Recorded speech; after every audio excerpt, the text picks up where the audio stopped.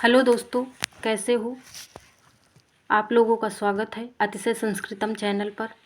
हम लोग भाषा विज्ञान के अंतर्गत अभी तक भाषा की उत्पत्ति से संबंधित सिद्धांत, भाषा की परिभाषा, अर्थ परिवर्तन, ध्वनि परिवर्तन आदि का अध्ययन किया। आज हम लोग इसी क्रम में ध्वनि नियमों का अध्ययन करेंगे। तो ध्वनि नियमों में कुछ महत्वपूर्ण ध्वनि नियम हैं। जैसे पहला है ग्रिम नियम, दूसरा ग्रासमान नियम, तीसरा वर्नर नियम, चौथा तालव्य नियम, पांचवा मूर्धन्य नियम। ये प्रमुख नियम है भाषा विज्ञान के अंतर्गत और इन्हीं से बार बार पूछा जाता है। यह सारे नियम PGT, net JRF, assistant professor आदि सभी के लिए बहुत ही महत्वपूर्ण हैं। भाषा विज्ञान में सबसे ज़्यादा इन नियमों से पूछा जाता है। तो हम लोग इस क्लास में एक एक करके सभी नियमों का अध्ययन करेंगे। सबसे पहला है ग्रिम नियम। यह सबसे प्रसिद्ध नियम है। तो ग्रिम महोदय का समय है 1785 से 1863। बहुत बार तो परीक्षा में ग्रिम का समय ही पूछ लिया जाता है, कई बार पूछा गया है, तो समय का भी हम लोग ध्यान रखेंगे। जर्मन विद्वान याकोब ग्रिम के नियम को ग्रिम नियम कहते हैं। तो ये जो विद्वान हैं याकोब ग्रिम, ये जर्मन के थे, यह बात भी हम लोग ध्यान रखेंगे। ध्वनि नियमों में सबसे प्रसिद्ध नियम है ग्रिम नियम, जिसका उल्लेख स्वयं याकोब ग्रिम ने 1822 में अपनी पुस्तक जर्मन भाषा का व्याकरण में किया था। तो हम लोग इनकी पुस्तक को याद रखेंगे, जर्मन भाषा का व्याकरण। और ग्रिम महोदय का समय क्या है? 1785 से 1863। ये दोनों बातें याद रखेंगे। ध्वनि नियम को दो भागों में विभक्त किया गया है। जो ग्रिम का ध्वनि नियम है, इसे दो भागों में बांटा गया है, क्योंकि जो ध्वनि परिवर्तन है वह दो बार हुआ, दो समय में हुआ। तो पहला वर्ण परिवर्तन जो हुआ वो, ये जो नंबर जैसे हमने लिखे हैं, इन्हें आप रोल नंबर की तरह याद कर लें या फ़ोन नंबर की तरह याद कर लें। और इसकी सहायता से बहुत ही आसानी से हम ध्वनि नियम में, ग्रिम के नियम में हम बड़ी आसानी से पकड़ लेते हैं कि कौन सा वर्ण किसके अनुसार परिवर्तित हुआ है। तो जो प्रथम वर्ण परिवर्तन है वह 43, 31, 12 इन नंबर से संबंधित है। अब यहाँ पर 43, 31, 12 का अर्थ है कि जो चौथा वर्ण है वह तीसरे में परिवर्तित हुआ। चौथा वर्ण तीसरे में और तीसरा पहले में और पहला दूसरे में। कहने का मतलब है कि चौथा वर्ण तीसरे में बदलेगा, तीसरा पहले में बदलेगा और पहला दूसरे में बदलेगा। तो इसी तरह से जो द्वितीय वर्ण परिवर्तन हुआ उसमें कैसे परिवर्तन होगा? दूसरा वर्ण तीसरे में बदलेगा, तीसरा पहले में बदलेगा और पहला दूसरे में बदलेगा। वैदिक काल में 52 ध्वनियाँ थीं। संस्कृत में कितने वर्ण हैं? तो 48 वर्ण हैं, उपधमानी और जिह्वा मूल्य को हटाकर। प्रथम वर्ण परिवर्तन हमने पहले बताया है कि यह, इस ध्वनि नियम में ये बताया गया कि वर्ण परिवर्तन दो बार हुआ। तो प्रथम वर्ण परिवर्तन देखते हैं। प्रथम वर्ण परिवर्तन ईसा की प्रथम शताब्दी में हुआ। इस वर्ण परिवर्तन का उद्देश्य यह बतलाना था कि प्रागैतिहासिक काल में जब मूल भारोपी भाषा से भारोपी भाषा का विकास हुआ तो मूल भारोपी भाषा की प्रमुख 9 ध्वनियाँ कौन सी? घा, धा, भा, गा, दा, बा, का, ता, पा, ये 9 ध्वनियाँ हैं।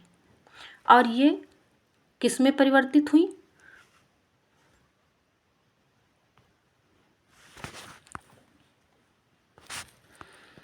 संस्कृत, ग्रीक और लैटिन में अपरिवर्तित रहीं, किंतु जर्मनिक या ट्यूटानिक में यह ध्वनियाँ बदल गईं। तो आइए देखते हैं कि ये ध्वनियाँ कैसे बदलीं। तो हमने नंबर याद किए थे पहले वर्ण परिवर्तन के 43, 31, 12। तो 43 का हमने बताया था कि चौथा वर्ण तीसरे में बदल रहा है। तो आप देख रहे हैं कि घा बदल रहा है गा में, और धा बदल रहा है दा में, और भा बदल रहा है बा में। ऐसा देख रहे हैं ना कि चौथा वर्ण तीसरे में बदल रहा है। इसका उदाहरण देखते हैं। यहाँ पे है घन, और ये बदल रहा है गूंज में। तो आपने देखा घा चौथा वर्ण है और गा तृतीय वर्ण है। फिर है अगला है विधवा। विधवा में वा चौथा वर्ण, धा चौथा वर्ण है, जो कि बदल रहा है डा में, तीसरे में, यानी कि चौथा तीसरे में बदल रहा। भ्रातृ में भा बदल रहा है बा में। ऐसे ही हम आगे देखते हैं। 43 हो गया। 32 देखते हैं। गा दा बा, ये प्रत्येक वर्ग के तृतीय वर्ण हैं। ये बदल रहे हैं का ता पा में। इसका उदाहरण है गो। गो बदला काऊ में, गा का में, 10 टेन में, यानी दा बदला टा में। बाधन बदला पेन में, बा बदला पा में। तीसरा वर्ण प्रथम वर्ण में बदला। फिर अगला नंबर है 12। तो का ता पा बदला खा था फा में, पहला दूसरे में बदला। जैसे का बदला हु में, त्रि बदला थ्री में, पितृ बदला फादर में। ये सारे उदाहरण याद कर लेंगे। और ये जो वर्ण परिवर्तन है ये नेट में बहुत पूछा जाता है, जेआरएफ में भी बहुत पूछा जाता है, पीजीटी में भी बहुत बार पूछा गया है। नोट, यह सभी परिवर्तन भारोपी से जर्मनिक, ट्यूटानिक ये भाषाएं हैं, उनमें परिवर्तन हुआ। अब आइए देखते हैं हम द्वितीय वर्ण परिवर्तन। पहला वर्ण परिवर्तन हमने देख लिया 43, 31, 12, और दूसरा वर्ण परिवर्तन क्या था 23, 31, 12।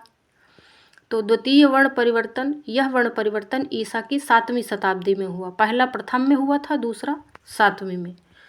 तो द्वितीय ध्वनि परिवर्तन का उद्देश्य केवल यह प्रदर्शित करना था कि निम्न जर्मन भाषा उच्च जर्मन से किस प्रकार पृथक हुई। तो निम्न जर्मन की प्रतिनिधि भाषा अंग्रेजी है। निम्न जर्मन का अर्थ है अंग्रेजी भाषा। निम्न जर्मन को अंग्रेजी कहते हैं। तो दूसरा वर्ण परिवर्तन जो हुआ था वो 23, 31, 12 इन नंबर में हुआ था, यानी कि दूसरा तृतीय में और तृतीय प्रथम में और प्रथम द्वितीय में परिवर्तित हुआ था। तो देखते हैं कि खा था फा ये द्वितीय वर्ण हैं। गा दाबा तृतीय में बदले, गा दाबा यानी तीसरा, का तापा यानी प्रथम में बदला, का तापा यानी पहला, खा था फा यानी दूसरे में बदला। इसको हम इस त्रिकोण के माध्यम से भी देखते हैं। देखिए खा था फा दूसरा तीसरे में, गा दा बा। फिर तीसरा पहले में, गा दा बा बदल गया का तापा में, और का तापा बदला खा था फा में। तो मित्रों, आज आप लोगों ने देखा भाषा विज्ञान में ध्वनि नियम, इसके अंतर्गत ग्रिम नियम हम लोगों ने पढ़ा। अब अगले जो नियम हैं उनको समझने के लिए ये एक टेबल है, इसकी जानकारी होनी चाहिए।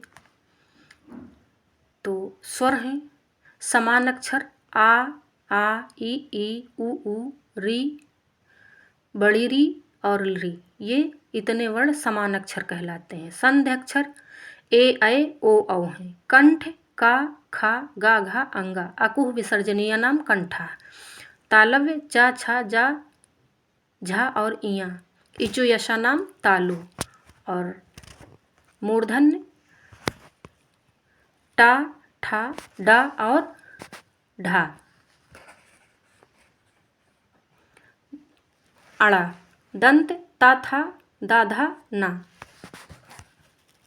लृत लसानाम दंता। ओष्ठ, पाफा, बाभा, मा और अंतस्थ यारा लावा। तो ये कंठ, तालव्य, मूर्धन्य, दंत और ओष्ठ ये क्या हैं? ये स्पर्श वर्ण है। ये 25 स्पर्श वर्ण है। इसके बाद संयुक्त अक्षर कौन से हैं? अय और औ, ये दोनों संयुक्त अक्षर हैं। ये व्याकरण में भी पूछा जाता है, भाषा विज्ञान में भी पूछा जाता है। और अंतस्थ यारा लावा। घर्षक, ऊष्म को घर्षक वर्ण भी कहते हैं। ये शा, सा और हा, यानी तीनों सा और हा ये ऊष्म वर्ण हैं।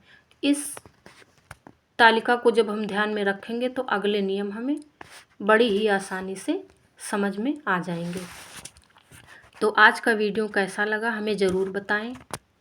हमारे चैनल पर बने रहें और वीडियो प्राप्त करते रहें। अगर वीडियो अच्छा लगा तो लाइक करें, शेयर करें, सब्सक्राइब करें और हमारे नोट्स का लाभ उठाएं आप लोग। धन्यवाद।